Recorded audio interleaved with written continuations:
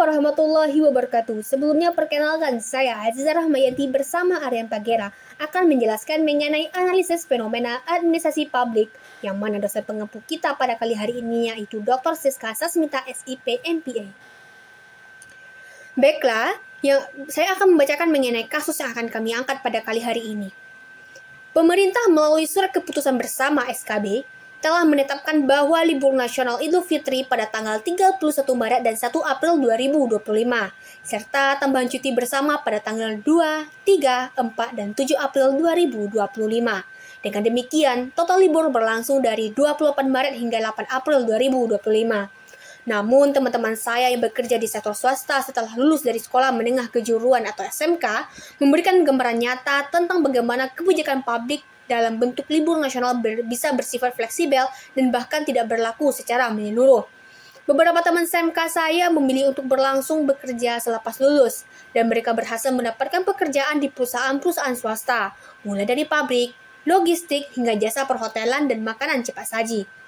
Keputusan mereka untuk bekerja merupakan langkah yang patut diapresiasi karena menunjukkan semangat kemandirian. Namun di balik keputusan itu, mereka menghadapi kenyataan yang berbeda dibandingkan dengan mereka yang bekerja di sektor pemerintahan atau pendidikan. Saat pemerintah menetapkan hari libur nasional dan cuti bersama untuk perayaan Idul Fitri, masyarakat pada umumnya menyambut dengan antusias, sekolah-sekolah diliburkan, kantor-kantor pemerintah tutup sementara, dan bahkan layanan publik non esensial menyesuaikan jadwal operasionalnya. Teman-teman saya yang bekerja di sektor swasta kerap kali harus tetap masuk kerja walaupun tanggal tersebut termasuk dalam kalender libur nasional.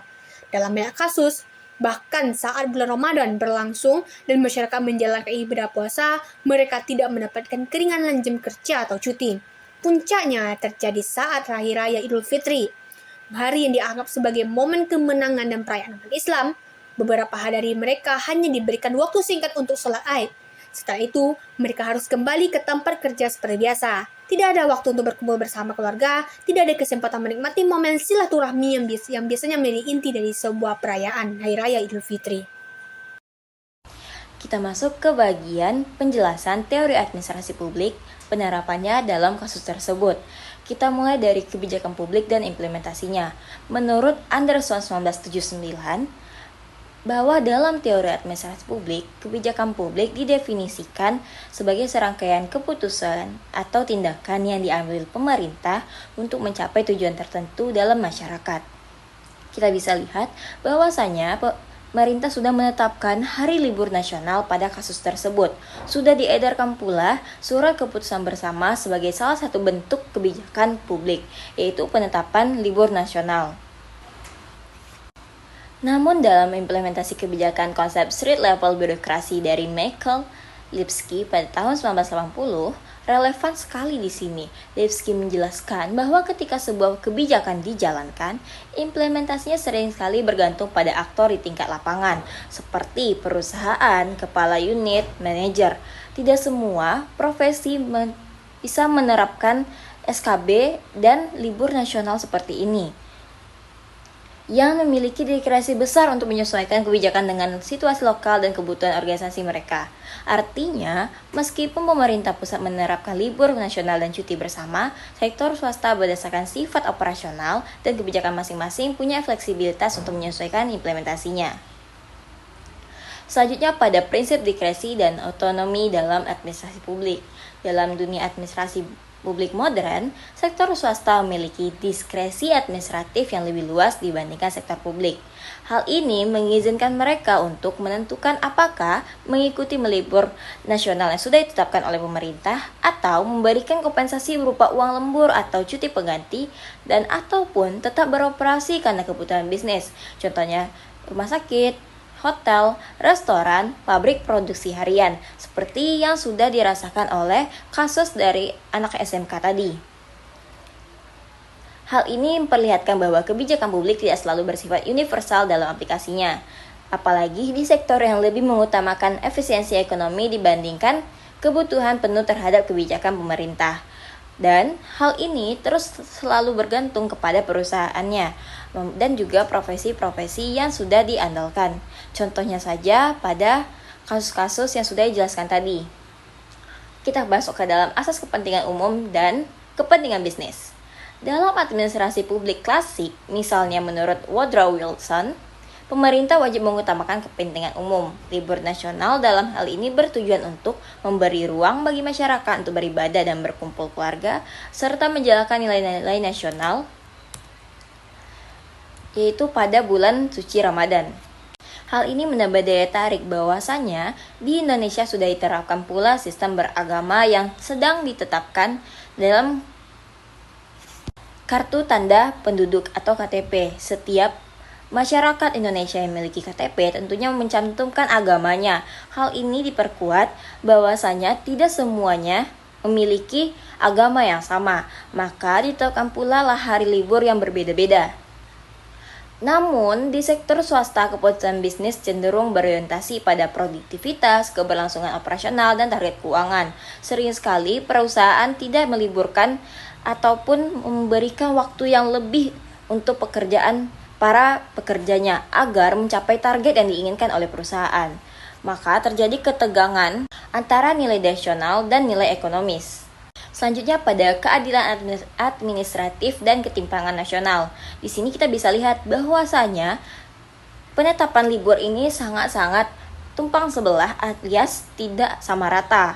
Keadilan di sini perlu ditetapkan namun tetap sesuai pada peraturan yang sudah berlaku sebelumnya.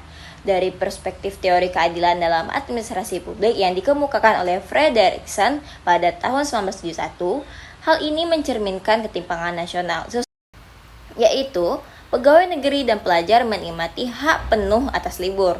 Namun, pekerja sektor swasta, terutama dari latar belakang ekonomi menengah dan ke bawah, seringkali harus mengorbankan waktu bersama keluarga demi tetap bekerja, dan tentunya demi mendapatkan nafkah untuk keluarganya memenuhi kebutuhan. Frederickson sendiri berpendapat bahwa administrasi publik seharusnya memperjuangkan keadilan sosial bukan hanya efisiensi administratif. Hal ini terbukti bahwasanya keadilan seharusnya bukan hanya terdapat pada lembaran kertas ataupun surat keputusan bersama yang tentu saja tidak berlaku untuk semuanya. Hal ini bisa menerapkan bahwasanya semua keputusan yang sudah ditetapkan oleh pemerintah tidak selalu berlaku pada lapangannya. Lalu bagaimana penetapan sistem libur ini berlaku? Kita masuk ke bagian penetapan libur nasional oleh SKP pemerintah, surat keputusan bersama pemerintah. Lalu turun ke kebijakan publik dan memberikan hak libur sesuai dengan ketentuan yang sudah diterapkan dan peraturan serta jadwal-jadwal. Lalu dilakukanlah implementasi di lapangan atau street level birokrasi. Kita dibagi lagi menjadi sektor pemerintah dan sektor swasta. Pada sektor pemerintah atau pendidikan wajib mengikuti libur nasional. Semuanya bisa mengikuti cuti bersama. Namun sebenarnya masih ada beberapa yang tidak mendapatkan hari libur nasional. Contohnya saja, petugas pemadam kebakaran, polisi, tentara tidak juga mendapatkan hal tersebut karena sudah ketentuan bahwasanya profesi tersebut sangat bergantung kepada negara. Negara sangat bergantung pada profesi tersebut. Namun, ada beberapa sekolah, kantor yang tutup waktu hal tersebut agar silaturahmi tetap terjaga dan keadilan sosial juga terjaga. Kita berbalik pada sektor swasta, diskresi dan fleksibilitas.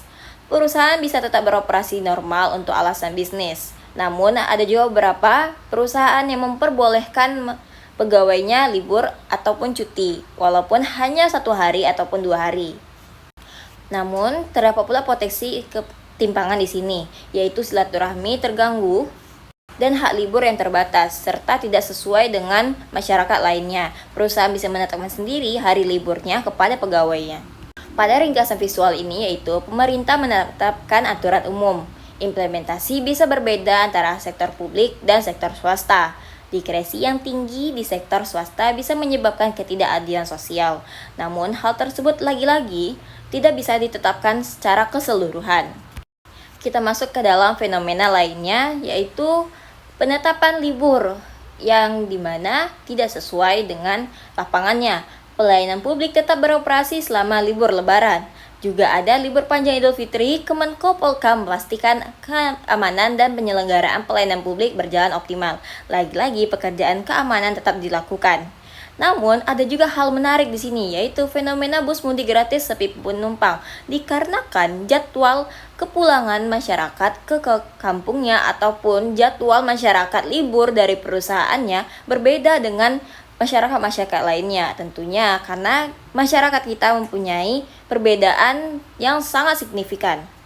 Hal ini dijelaskan pula bahwasanya Indonesia mempunyai keberagaman suku, budaya, ataupun kebiasaan. Di sini tidak semuanya yang beragama Muslim, tentunya mempunyai hari libur yang berbeda.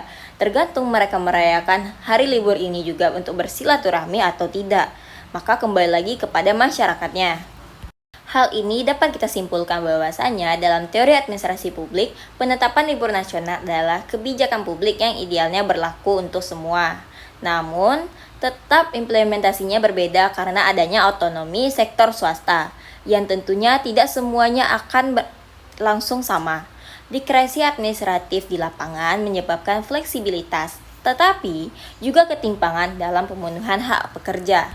Hal ini menunjukkan pentingnya mengembangkan mekanisme perlindungan keputusan pada sektor swasta agar keadilan tetap disamaratakan dan semua masyarakat dapat merasakan hari cuti bersama serta bisa berkumpul dan bersilaturahmi dengan keluarga, rekan-rekan ataupun sahabatnya. Di sini saya berharap bahwasanya Indonesia bisa menerapkan sistem yang sama rata. Dan tentunya saya berharap rekan-rekan saya di luar sana yang memilih untuk bekerja dan juga sudah bekerja sekarang bisa merasakan hari libur dan cuti bersama agar bisa bersilaturahmi kembali dengan keluarga dan juga rekan-rekannya. Dan tentunya semuanya memiliki kewajibannya masing-masing dan keputusannya masing-masing. Sekian dari saya dan rekan saya Aziza Ramayanti. Mohon maaf apabila ada kesalahan kata. Wabillahi taufiq wal hidayah. Wassalamualaikum warahmatullahi wabarakatuh.